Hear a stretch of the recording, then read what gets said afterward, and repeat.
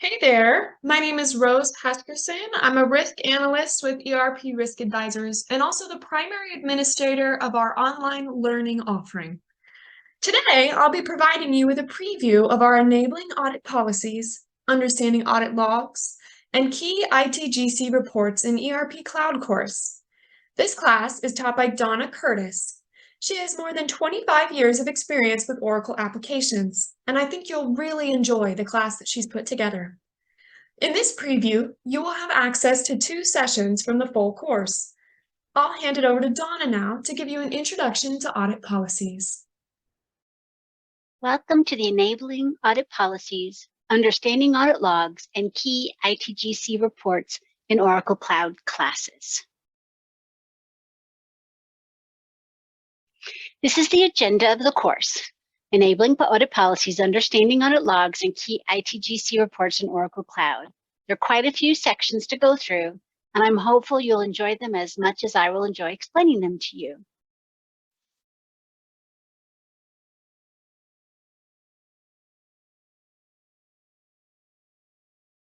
We're going to begin with the first section, Introduction to Audit Policies. Audit policies are used to capture and report on activity against configurations, security, and some transactional data performed in the system. Transactions that are enabled are captured in shadow tables, and then they can be retrieved into the reports when needed. Inserts, new records, updates, which are changes to records, and deletes, removals of records, are captured. The audit information is stored automatically, but the business objects, their area of work, must be enabled. It doesn't do any good to try to capture something or try to report on something that has not been enabled. Why should you enable audit policies? I'm so glad you asked. They grant you better assurance that users are held accountable for what they're doing. If they know that their changes are being tracked, there's less likelihood of undocumented changes happening. A change management policy requires the auditing of specific controls, and those controls require validating the changes were documented and processed correctly. Audit policies allow you to validate the who, the what, and the when of those changes. This allows your internal audit team to stay on top of things so there's no surprises during an external audit. It also gives you the ability to provide look-back procedures to ensure users are not doing something they should not be doing in the case of excessive access being granted. Audit policies are broken into 2 pieces, maintaining and reporting. There are 6 seated job roles that allow the ability to maintain or update the audit policies.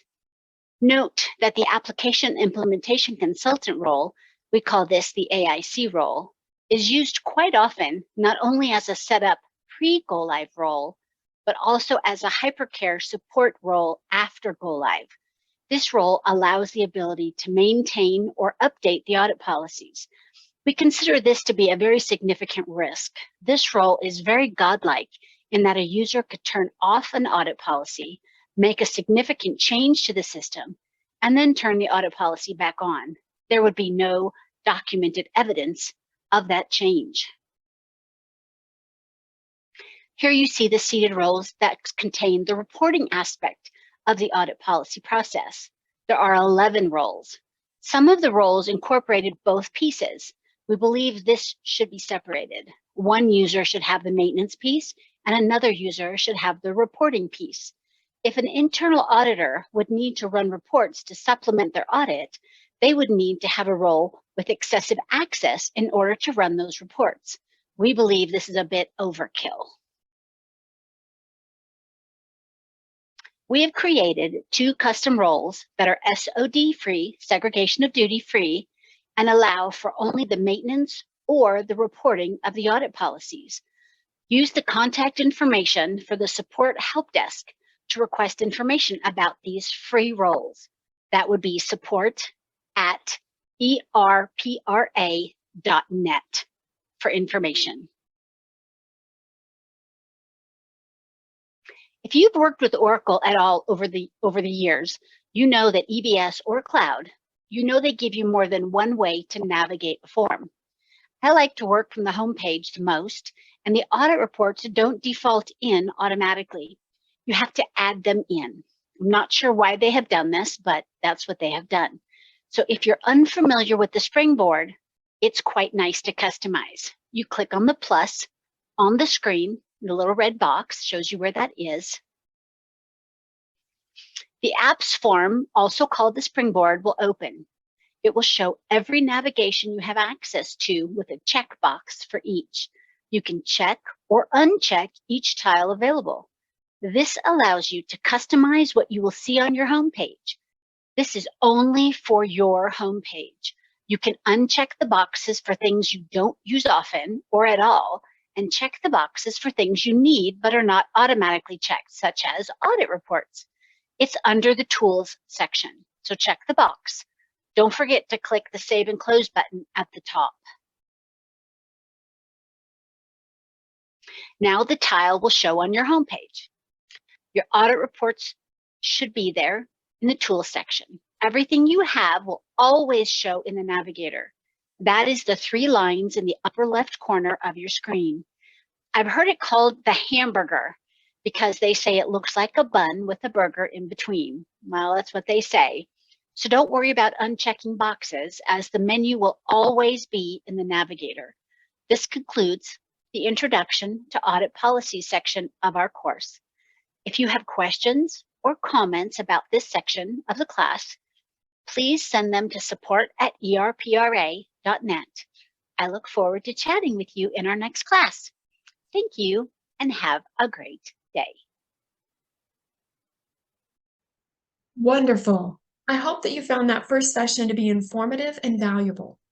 In the full version of this course, you would have on-demand access to multiple lecture sessions that you could listen to in any order and at your convenience. For this preview, however, we will be diving right into the Enabling Core Policies session. Without further introduction, I'll leave you to this next lecture video. Welcome. I'm Donna Curtis, your instructor for this section of the Enabling Audit Policies, Understanding Audit Logs, and Key ITGC Reports in ERP Cloud course. This is the Enabling Core Audit Policies section. Hold on to your hats, people. We are gonna fly.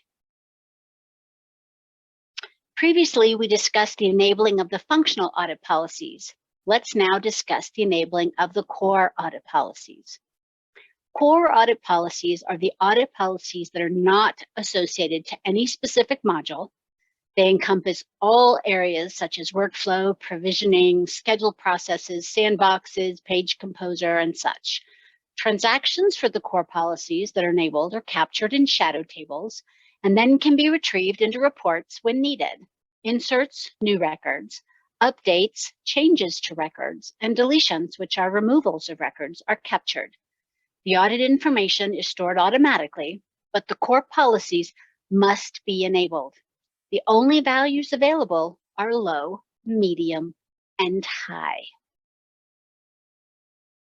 Why should you enable core policies? I am so glad you asked. They grant you better assurance that users are held accountable for what they're doing. If they know that their changes are being tracked, there's less likelihood of undocumented changes happening.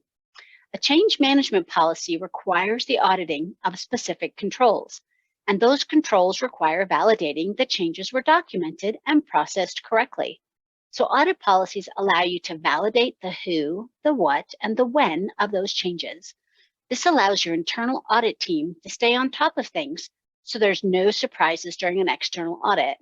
It also gives you the ability to provide look-back procedures to ensure users are not doing something they should not be doing in the case of excessive access being granted.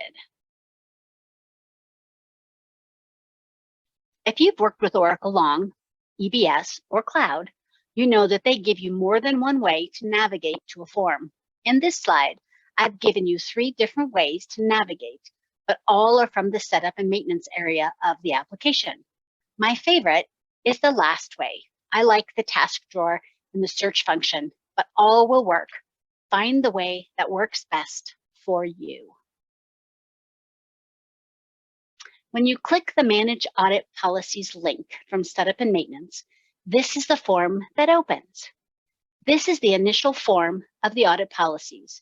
These 7 sections make up the audit policies. The first one, Oracle Fusion Applications, this is the business objects. This is module-based, functional audit policies. We went over this in the last section. The 6 remaining make up the core audit policies. The 6 core policies are made up of pages and business objects. These are the changes to page composers and any business objects associated there. Oracle Enterprise Scheduling Services, or ESS. This is the monitoring of all scheduled processes to include scheduling of reports, canceling schedules, developing reports, all things ESS. Then you have Oracle Metadata Service. This is the sandbox itself. All changes to the sandboxes, new sandboxes, publishing of sandboxes, and such, all are captured here. Oracle Data Integrator. This is the data integrator and all integration processes. This captures the data manipulations associated to the integrator.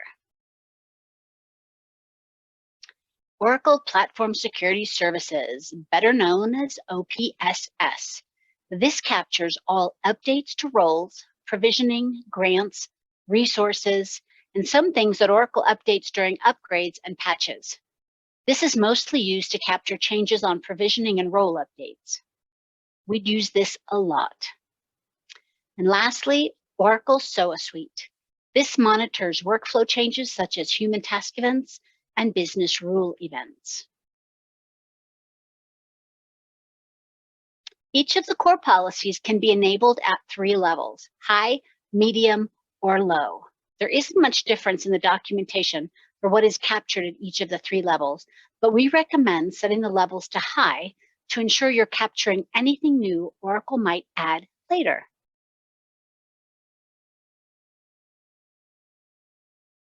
There's a strange quirk we have found in the OPSS, or the Platform Security Services area. Once the policy is set to high and someone changes it to none or turns it off, basically turning it off, it can then be set no higher than low. The medium and high settings are no longer available. So this is a way to show that someone once had it turned on, then turned it off, and then turned it back on again. We have found that the low setting will capture all the auditing capabilities required, so don't fret, you're still okay.